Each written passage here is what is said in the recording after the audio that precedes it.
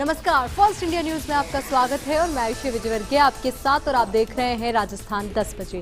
तो चलिए शुरू करते हैं संभागवार बड़ी खबरों का सिलसिला और सबसे पहले रुक करते हैं जयपुर संभाग का, जहां की बड़ी खबर बता रहे सहयोगी नरेश शर्मा।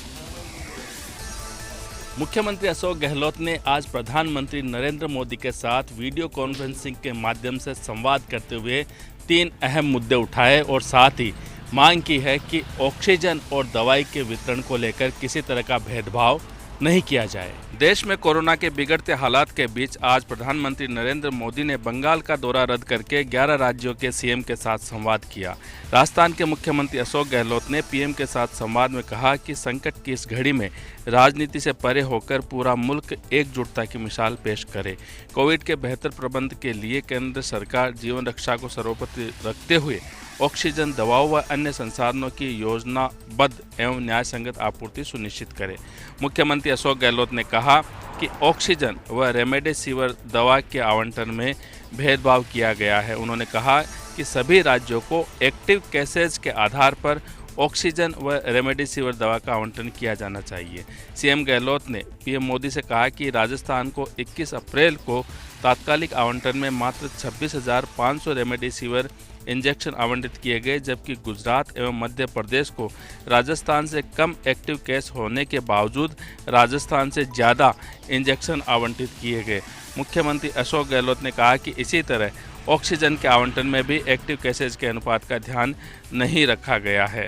मुख्यमंत्री अशोक गहलोत ने कहा कि ये पूरे देश की विपदा है, ऐसे में दवाओं के आवंटन को लेकर किसी तरह का भेदभाव नहीं किया जाए। मुख्यमंत्री अशोक गहलोत ने इस वीसी के माध्यम से वैक्सीनेशन का मामला भी उठाया और प्रधानमंत्री नरेंद्र मोदी से मांग की है कि जिस तरह से अन्य आयु वर्ग के लोगों के लिए फ्री वैक्सीन की उपलब्धता की है, उसी तरह 18 वर्ष से अधिक आयु वर्ग के लोगों को भी फ्री वैक्सीन उपलब्ध करानी चाहिए। अब भरतपुर संभाग की बड़ी खबर बता रहे सहयोगी रवि कटारा। प्रदेश में ऑक्सीजन की कमी को देखते हुए जिला प्रशासन ने तत्परता दिखाते हुए अलवर के भिवाड़ी से मंगाया एक लिक्विड ऑक्सीजन का टैंकर। 7 दिन तक हो सकती है पूर्ति। भरतपुर जिला कलेक्टर हिमांशु गुप्ता के प्रयासों से सरकार द्वारा भरतपुर जिले को भिवाड़ी प्लांट से एक टैंकर लिक्विड ऑक्सीजन गैस की आपूर्ति की गई है। एडीएम प्रशासन बीना महावर ने बताया कि जिले में ऑक्सीजन गैस की किल्लत बनी हुई थी। परेशानी को देखते हुए जिला प्रशासन द्वारा राज्य स्तर पर ऑक्सीजन की डिमांड भेजी गई, जिसके तहत शुक्रवार भिवाड़ी प्लांट से 11.04 टन लिक्विड ऑक्सीजन की आपूर्ति टैंकर के द्वारा प्राप्त हुई है, जिसे रिको एरिया स्थित बलदेव गैस इंडस्ट्री प्लांट पर खाली कराया गया है।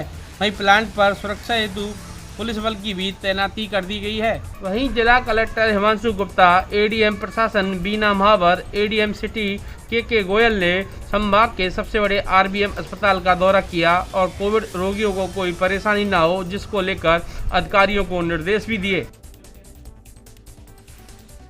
चलिए अब रुक करते हैं बीकानेर संभाग की ओर, जहां की बड़ी खबर बता रहे सहयोगी लक्ष्मण राघव। बीकानेर में कोरोना के मरीज तेजी से बढ़ रहे हैं। आज भी 800 से अधिक कोरोना मरीज रिपोर्ट किए गए। इस बीच मंत्री भंवर सिंह भाटी ने कोविड से जुड़ी एक बैठक ली, जिसमें कलेक्टर नमित मेहता सहित आला अधिकारी मौजूद रहे। मंत्री भंवर सिंह भाटी ने बैठक में अधिकारियों को निर्देशित किया ऑक्सीजन सहित किसी भी स्तर पर कोई कोताही ना बरती जाए। साथ ही साथ उनका कहना था कि मुख्यमंत्री अशोक गहलोत की मंशा यही है कि जनता अनुशासन के जरिए कोरोना का संक्रमण ना बढ़े। ये बात हम सबको समझनी होगी। ये जो कर्फ्यू की बात कही जा रही है या जनता अनुशासन की बात है, ये जनता के स्वास्थ्य के लिए है, इसलिए इस पर पालना हो ये बेहद ज़रूरी है। साथ ही साथ मंत्री भंवर सिंह भाटी ने केंद्र सरकार पर निशाना साधते हुए कहा कि ऑक्सीजन के वितरण में राज्यों के साथ भेदभाव ना हो। जहां एक्टिव केस ज़्यादा हैं वहां उसी मात्रा में ऑक्सीजन दी जाए। राजस्थान के साथ ऐसा हो रहा है, ये दुर्भाग्यपूर्ण है। केंद्र सरकार को इस बात को समझना चाहिए।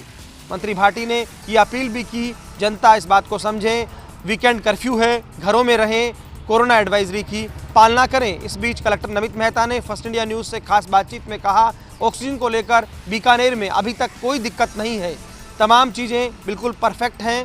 हो सकता है कई बार कुछ दिक्कतों की वजह से छोटी मोटी समस्या आ रही हो, लेकिन ऑक्सीजन को लेकर कहीं किसी तरह की कोई दिक्कत नहीं है, इसलिए पैनिक करने की आवश्यकता भी नहीं है।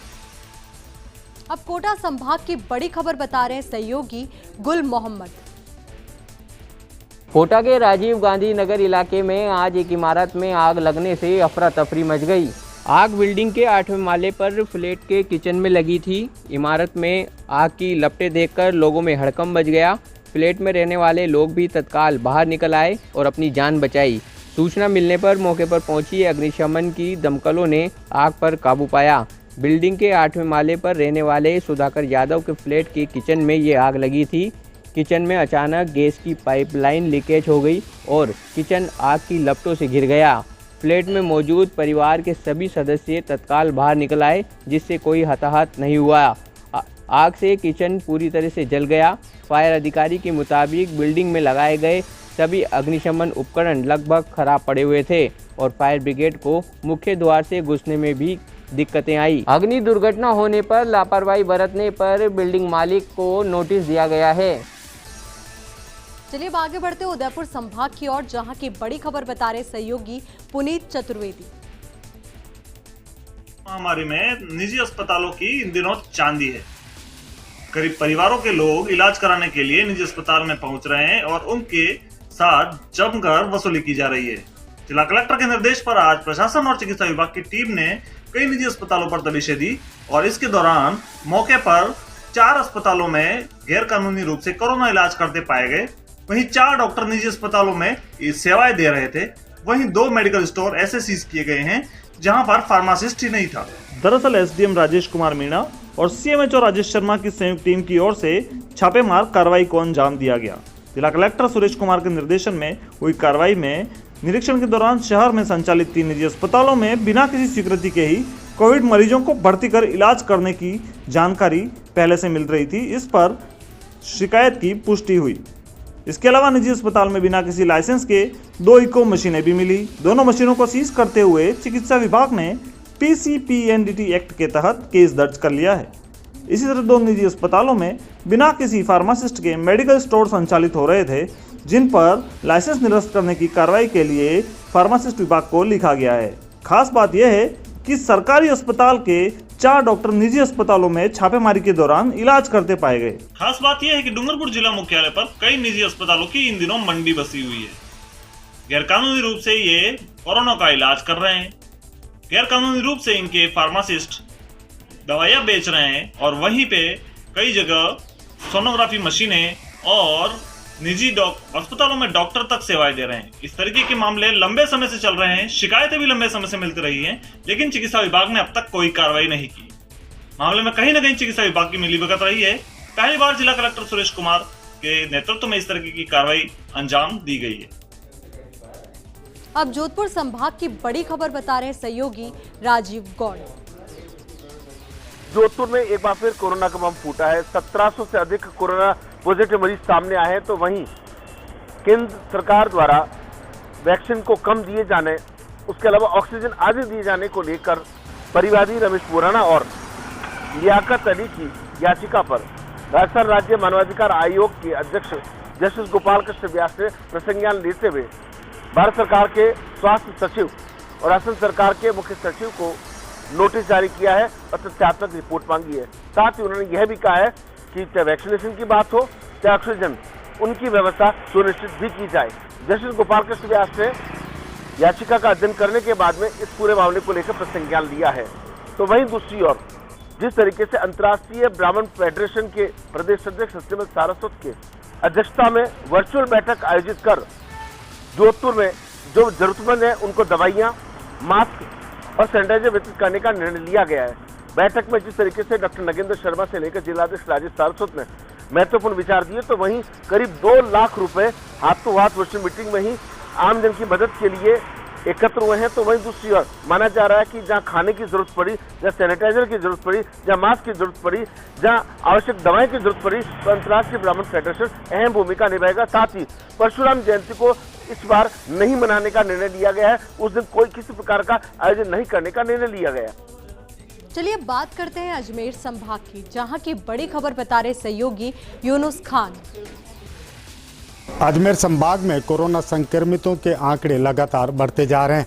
अजमेर में आज 601, टोंक में 145, भीलवाड़ा में 511 और नागौर में 95 कोरोना से संक्रमित नए मरीज सामने आए। वहीं अजमेर संभाग में आज 6 कोरोना संक्रमित मरीजों की उपचार के दौरान मौत हुई है। वहीं देखें तो अजमेर, टोंक, भीलवाड़ा, नागौर के जिला कलेक्टर लगातार आज कोरोना के बढ़ते आंकड़ों को लेकर बैठ के करते रहे। वहीं देखें तो आज जिला प्रशासन की अलग अलग टीमें जिला अस्पताल का औचक निरीक्षण करते हुए मरीजों के हालात और ऑक्सीजन की उपलब्धता को लेकर बैठकों का दौर चलता रहा। अजमेर, टोंक, भीलवाड़ा और नागौर के जिला कलेक्टर आज दिन भर ऑक्सीजन के बारे में बैठ के करते रहे। वहीं रोगियों से किसी प्रकार की असुविधा न हो, इसको लेकर दिन भर मॉनिटरिंग करते रहे। नागौर के जवाहरलाल नेहरू अस्पताल में जिला परिषद के मुख्य कार्यकारी अधिकारी जवाहर चौधरी, एडीएम मनोज कुमार, एसडीएम अमित चौधरी, मुख्य चिकित्सा एवं स्वास्थ्य अधिकारी डॉक्टर मेहराम मेहरिया ने औचक निरीक्षण किया और जनरल अस्पताल में हालात का जायजा लिया। वर्तमान में नागौर में 471 बेड राजकीय और निजी अस्पतालों में उपलब्ध है। वहीं 593 में ऑक्सीजन सिलेंडर की उपलब्धता रखी गई है। नागौर में पिछले 6 दिनों में 808 कोरोना से नए संक्रमित नए मरीज सामने आए। तो वहीं देखें तो आज नागौर जिले में 95 कोरोना संक्रमित नए मरीज सामने आने के बाद एक्टिव केस की संख्या बढ़कर 1004 तक जा पहुंची है। चलिए आगे बढ़ते और आपको बता दें, कोरोना से लोगों को बचाने के लिए धार्मिक ट्रस्ट और सामाजिक संगठन भी आगे आ रहे हैं। जयपुर के श्री मोती डूंगरी गणेश मंदिर ट्रस्ट ने राधा स्वामी सत्संग परिसर में बन रहे कोविड केयर सेंटर के लिए 200 बेड देने का फैसला किया है। इसके अलावा गुरुद्वारा प्रबंध कमेटी की तरफ से 100 बेड, गोड स्नाडेव संस्था की तरफ से 100 बेड, उद्योगपति रमेश बाहेती की तरफ से 50 बेड सेंटर को दिए जाएंगे। 25 अप्रैल से शुरू होने वाले इस सेंटर में 5000 बेड लगाए जाएंगे। केंद्र की व्यवस्थाओं की जिम्मेदारी जेडीए आयुक्त गौरव गोयल और सचिव हृदय शर्मा को सौंपी गई है।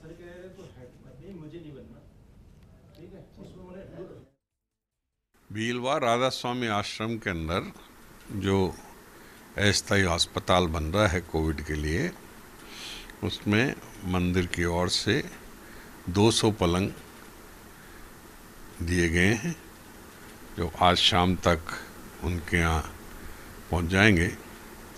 100 पलंग गुरुद्वारा प्रबंधन कमेटी जयपुर की ओर से दिए गए हैं।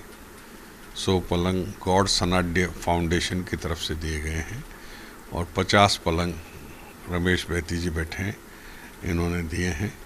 ये जन सहयोग से है। मेरी सभी से अपील है कि छोटी छोटी सहायता से बड़ा मुकाम हासिल हो जाता है।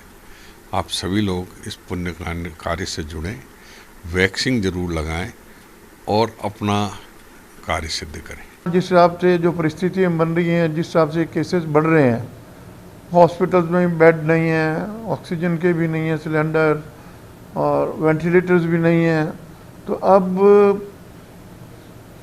कुछ जनता की भी भागीदारी होनी चाहिए। राधा स्वामी सत्संग वालों ने एक भीलवा में 5000 बेड का एक शेड बनाया है, तो उसके अंदर से सबकी हमारी इच्छा थी, मेरी ही नहीं बल्कि सब जितने भी समाज के लोग हैं उनकी सबकी इच्छा थी ज़्यादा से ज़्यादा हम कंट्रीब्यूशन कर सकें। उसी कड़ी में हम लोगों ने 100 बेड हमारे Guru Nanak Dev educational board, Gurudwara Raja park and Sikh Samaj Rajasthan की तरफ से दिए हैं। राजस्थान में कोरोना के खौफ के बीच ऑक्सीजन की उपलब्धता बढ़ाने की कोशिशें चल रही हैं। भिवाड़ी में INOX air products 80 ton oxygen रोजाना दे रही है, तो अब एक रिफिलिंग इकाई से भी 15.9 टन ऑक्सीजन का टैंकर जयपुर के RUHS हॉस्पिटल भेजा गया।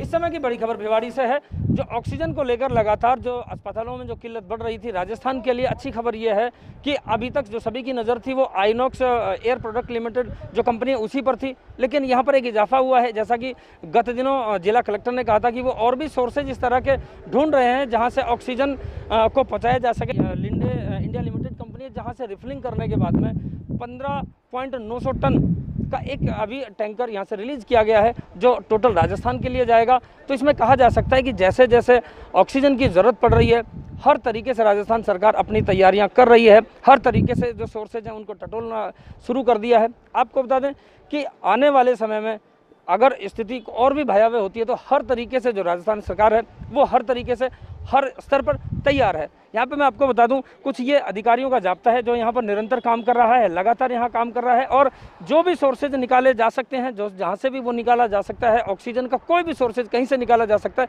वो सब निकाला जा रहा है। हर स्तर पर ऑक्सीजन जो मरीजों के लिए पहुँचाई जा रही है, ऑक्सीजन की कमी के चलते कोई भी मरीज अपना दम न तोड़े, ये पूरी तैयारियां राजस्थान सरकार कर रही है और हर स्तर पर ऑक्सीजन मुहैया कराई जा रही है। सुरेंद्र सोलिया, फर्स्ट इंडिया न्यूज़, भिवाड़ी। प्रदेश में जल जीवन मिशन की 2021-22 की कार्य योजना को लेकर प्रेजेंटेशन दिया गया। जलदाय विभाग ने वीडियो कॉन्फ्रेंस कर जल शक्ति मंत्रालय और राष्ट्रीय जल जीवन मिशन के अधिकारियों को प्रेजेंटेशन दिया।